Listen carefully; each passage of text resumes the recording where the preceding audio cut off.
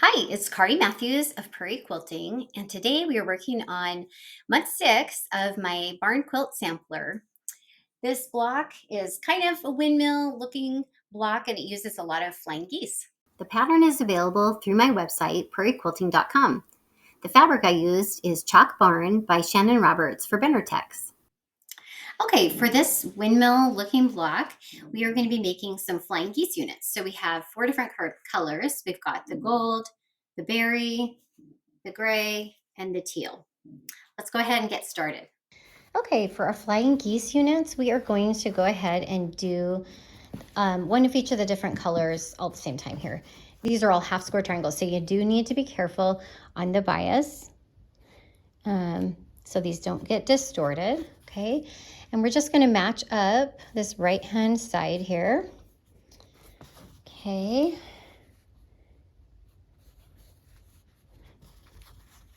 And we'll go ahead and take these to the machine and sew them carefully.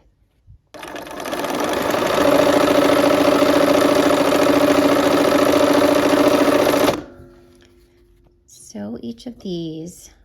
I like flying geese units. I think this is a different way to do it. I've done them before, like 4 at a time, but since we don't need 4 of each color, I just did them as half square triangles units.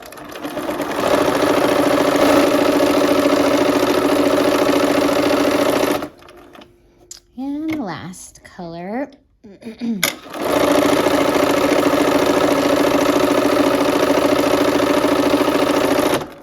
Okay, I'm going to go ahead and give these a top press, and then I'm pressing toward the white triangles, okay? And I'm trying to be careful not to distort it.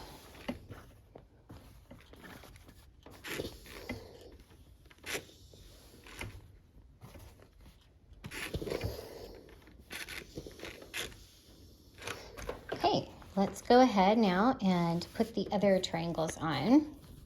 Okay, and I'm going to go ahead and sew from this side. Okay, so I'll match those up.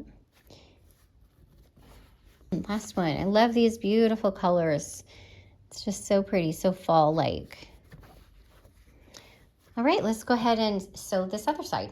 Okay, here we are back at the machine with our 1/4 inch seam allowance, and we're trying not to distort those edges.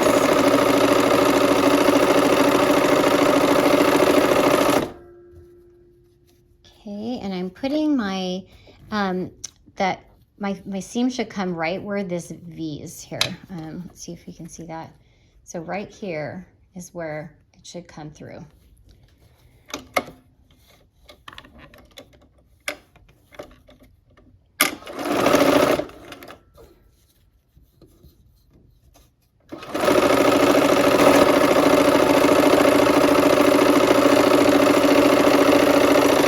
Okay, and I'm going to go ahead and press again toward that white. That kind of gives us a nice crisp point that we're working with.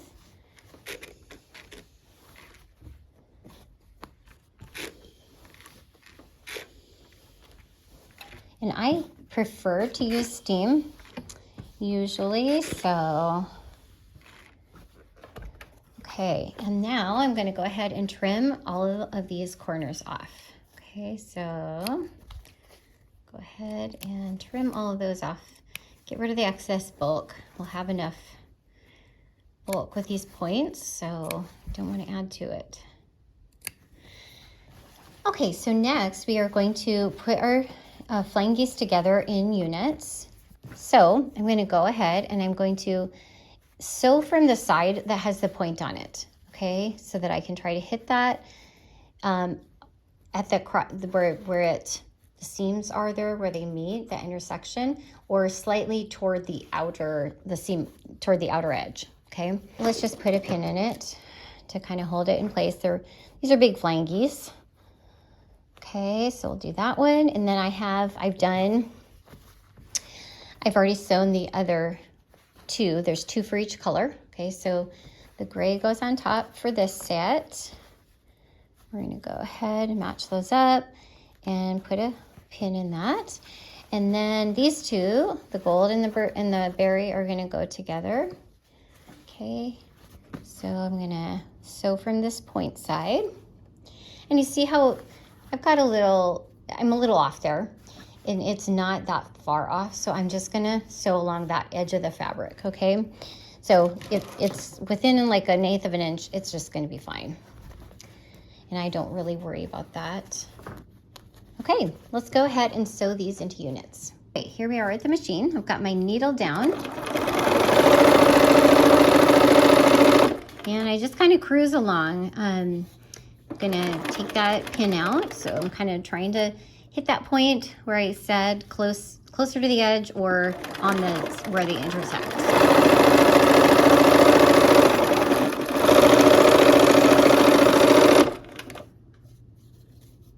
Kind of work with that fabric.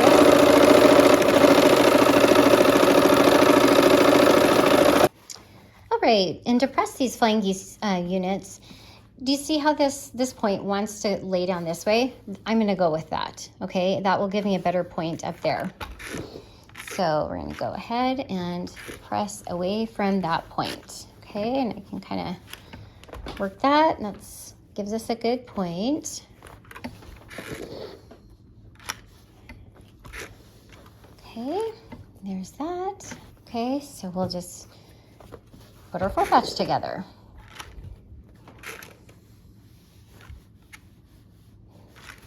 Okay, and now let's lay these out. It's like these flying geese are chasing each other all around here. Okay, we have our block here laid out. I'm gonna go ahead and turn this, and we are gonna pin up here. There is a nesting seam up at the top, okay?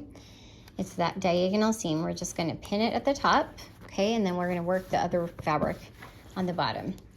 Okay, and then we'll flip this one over, and once again, we have this one right here is going to nest. So I'm feeling that to make sure they're butting up against each other, and then I'll pin it.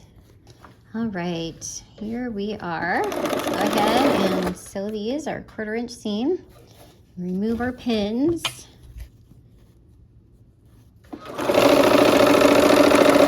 And I'm just kind of matching this up.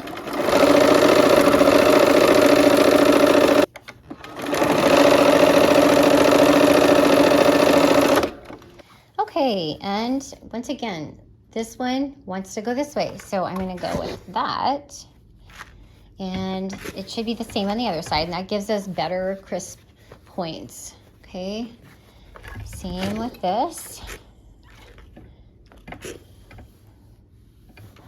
Okay, and now we are going to go ahead and match those up, and we've got one last seam.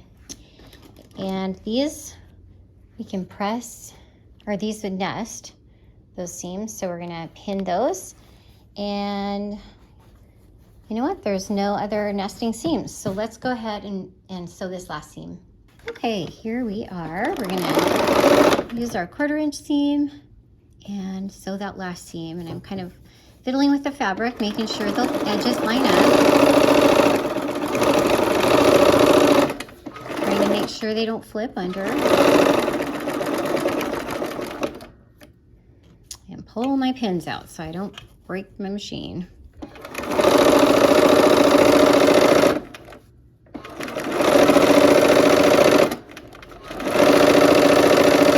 Okay, for this last seam, you can go either way.